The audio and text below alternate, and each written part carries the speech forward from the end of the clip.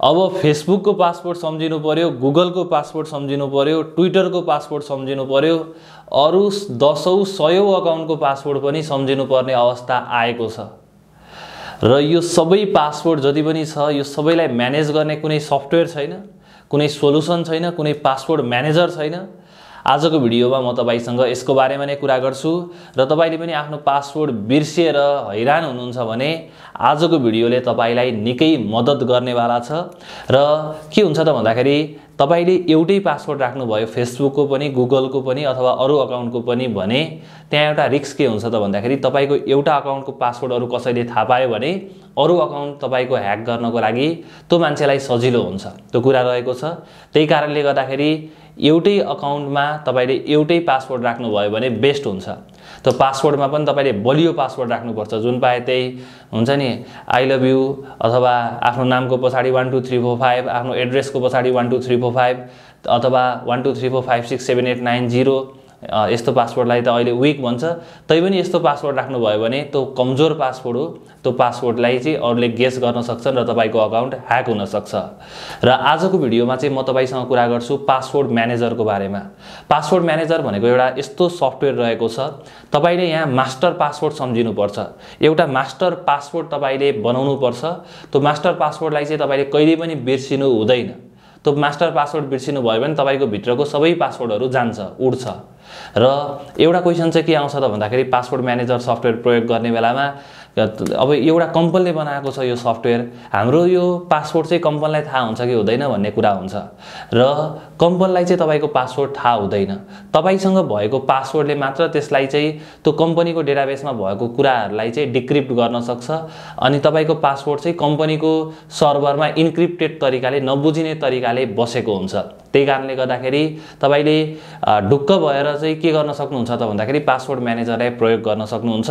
तर एउटा कुरा के रहेको छ त भन्दाखेरि तपाईले कहिल्यै पनि आफ्नो मास्टर पासवर्ड चाहिँ अरूलाई दिन भएन, अरूलाई शेयर गर्नु भएन।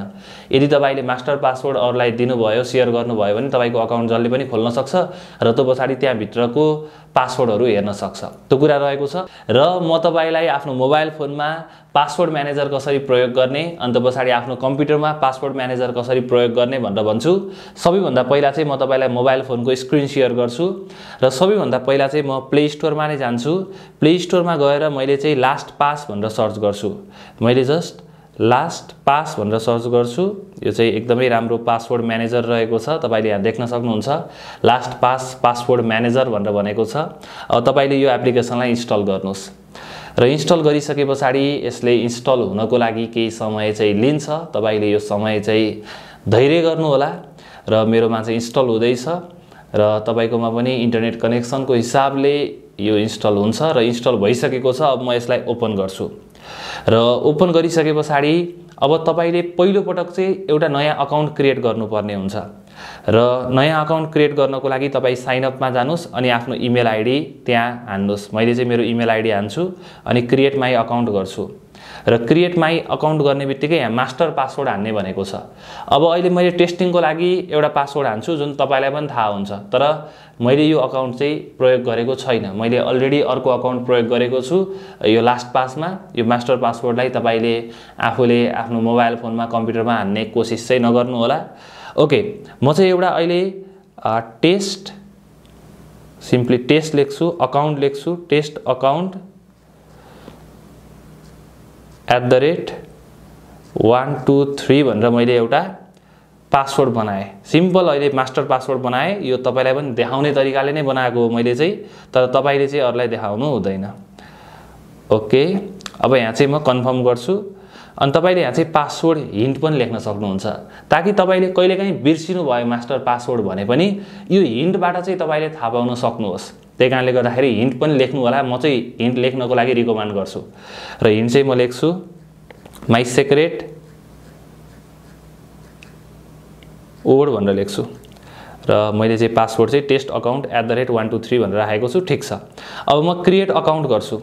क्रिएट अकाउन्ट गरिसकेपछि यसले चाहिँ मेरो अकाउन्टलाई क्रिएट गरिदिन्छ। Okay, your vault is ready भनेको छ, सबै कुरा रेडी भएको छ। अब म भल्टमा जान सक्छु र यहाँ चाहिँ अटोफिल विथ लास्ट पासवर्ड भनेर भनेको छ। अब यसलाई मैले इनेबल गर्छु अनि त्यो पछाडि नेक्स्ट गर्छु। नेक्स्ट गरिसके पछाडि यहाँबाट तपाईले चाहिँ यो लास्ट पासलाई चाहिँ चुज गर्नु होला अनि अटो फिलमा ओके गर्नु होला। अब चाहिँ म के गर्छु त भन्दाखेरि म सबभन्दा फर्स्टमा चाहिँ फेसबुकमा जान्छु। फेसबुकमा गएर मैले एउटा टेस्ट अकाउन्ट बनाएको छु र सबभन्दा फर्स्टमा चाहिँ मैले इमेल नै हान्छु र मेरो इमेल हानेको छु। फेसबुकमा मेरो पासवर्ड हान्छु र ओके मैले मेरो पासवर्ड हानेको छु टेस्ट अकाउन्ट र पासवर्ड हानिसके पछाडि यहाँ चाहिँ लास्ट पासले एउटा अलर्ट दिन्छ तपाईलाई, तपाईको पासवर्ड सेभ गर्ने कि नगर्ने भनेर सोध्छ र हेरौँ अब यहाँ लास्ट पासले सोध्छ कि सोध्दैन। ओके यहाँ चाहिँ last पासले save this user name भनेर भनेको छ, मैले यसलाई सेभ गर्छु। अब यति भइसके पछाडि अब चाहिँ तपाईले फेसबुकको पासवर्ड सम्झिनु पर्दैन। तपाईले जस्ट के गर्दा हुन्छ त भन्दाखेरि म यसलाई लगआउट गर्छु। लगआउट गरिसके पछाडि यसलाई रिमुभ पनि गर्छु। यहाँबाट रिमुभ अकाउन्ट फ्रम डिभाइस गर्छु। अब मलाई चाहिँ लास्ट पासले नै हिन्ट दिन्छ। मैले यो फोन र इमेलमा क्लिक गरेँ भने यहाँ लास्ट पासवर्डको हिन्ट आएको छ। अब यो यसमा तपाईले क्लिक गर्नुभयो भने अटोमेटिकल्ली तपाईको आइडी पासवर्ड फिल हुन्छ, लास्ट पासवर्डले नै फिल गरिदिन्छ। तपाईलाई पासवर्ड हान्नु कुनै पनि जरुरत पर्दैन। तर तपाईले यो लगआउट गर्नु भएको छ भने तपाईलाई हिन्ट दिँदैन फेरि। जस्तो कि तपाईले यहाँबाट लास्ट पासबाट लगआउट गर्नु भएको छ, यहाँबाट लगआउट गरिसके पछाडि अब तपाईको मास्टर पासवर्ड नहानेसम्म तपाईले चाहिँ यो अहिले त पासवर्ड हानिसकेको छ। अब फेरि फेसबुकलाई खोल्नु भयो तपाईले, जस्तो कि मैले यहाँबाट फेरि फेसबुकलाई खोले, फेरि फेसबुकलाई खोले भने अब चाहिँ यहाँ त पासवर्ड आउँदैन। अब यहाँ auto fill with last pass भनेर भनेको छ। अब तपाईले आफ्नो सबभन्दा फर्स्टमा चाहिँ लास्ट पासको आइडी पासवर्ड नै हान्नुपर्ने हुन्छ र मैले चाहिँ मेरो आइडी पासवर्ड हान्छु। यहाँ मेरो चाहिँ टेस्ट अकाउन्ट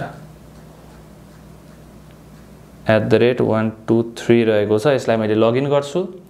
लगइन गरिसके पछाडि अब चाहिँ यहाँ आएको छ। अब तपाईले फेसबुक र फेसबुकको आइडी पासवर्ड अटोमेटिकली फिल भएको पाउन सक्नुहुन्छ। यसरी नै तपाईले फेसबुकको मात्र होइन इन्स्टाग्रामको, ट्विटरको अथवा अरु जुनसुकै अकाउन्टको पासवर्डलाई पनि सेभ गरेर राख्न सक्नुहुन्छ र यही पासवर्डलाई तपाईले कम्प्युटरबाट पनि हेर्न सक्नुहुन्छ।